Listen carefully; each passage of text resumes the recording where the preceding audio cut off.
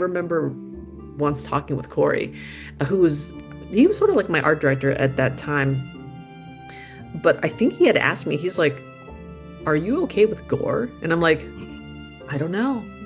We'll find out."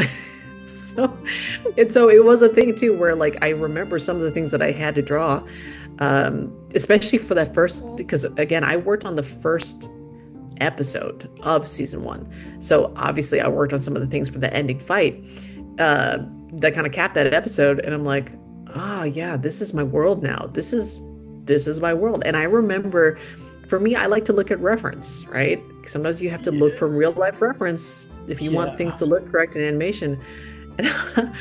And, you don't want to look, you don't want to know my search history, man. Like it was so bad. Like I was like looking up like burned bodies and like car crash victims and like victims underneath rubble. And I'm like, yeah, yeah, man. But again, sometimes it just kind of like the more you kind of look at it, you're just like you do kind of become desensitized, but because you're looking at it at a more introspective way. Because like if for some reason Omni-Man is going to punch somebody through the face, what does a broken face look like? And so you have to kind of just use your imagination to think of keywords that will get you good reference for that, and stuff like that. But at the end of the day, I do kind of, it was a little bit funny because at the Skybound offices in Sherman Oaks at that time, my computer was right near the door when people entered in, and my computer was facing those people as they entered. So,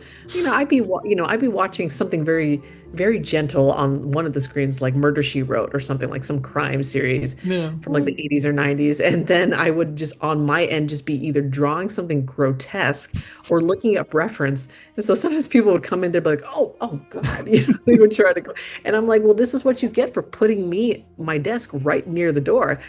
You could have put me at the faraway corner with my screen facing away so nobody would see what I'm working on.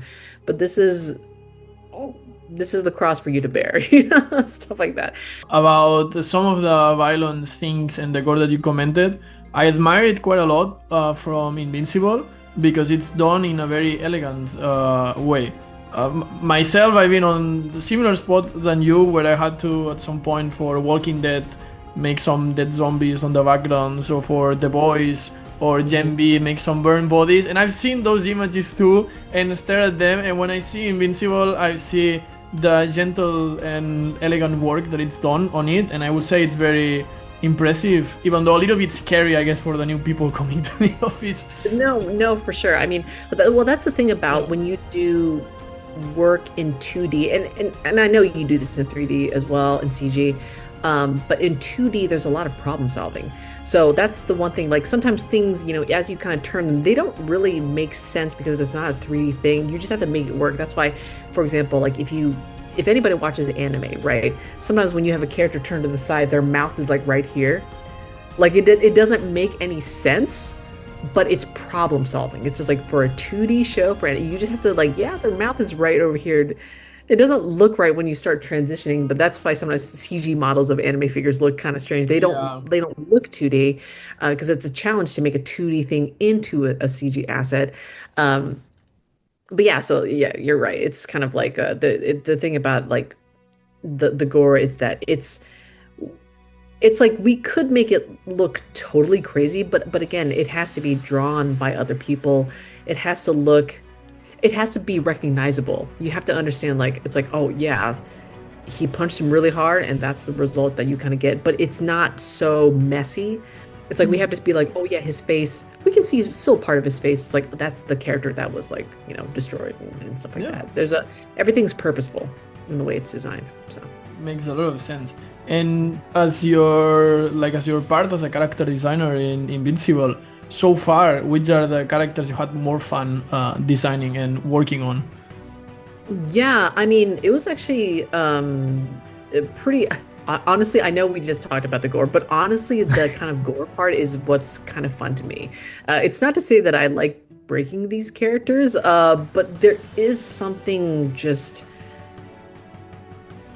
it's the problem solving that I think is just really fun. But they're like, hey, if you're gonna have Komodo dragon punch duplicate in the face, like straight on through the face, what the skin What is the skin gonna look like as it's kind of being punched? Does the head cave in? Does her head split? Does her like her entire skull just is gone and all you're left with the neck stump? You have to like make these decisions, based on like either what's in the board, because sometimes it's like you do designs based on what the board artist did, and if they already specified a way that her head like blows up when the fist goes through, it's like, okay, well, you draw on top of that and you just make sure that all the kind of action like fits, and you do your best there.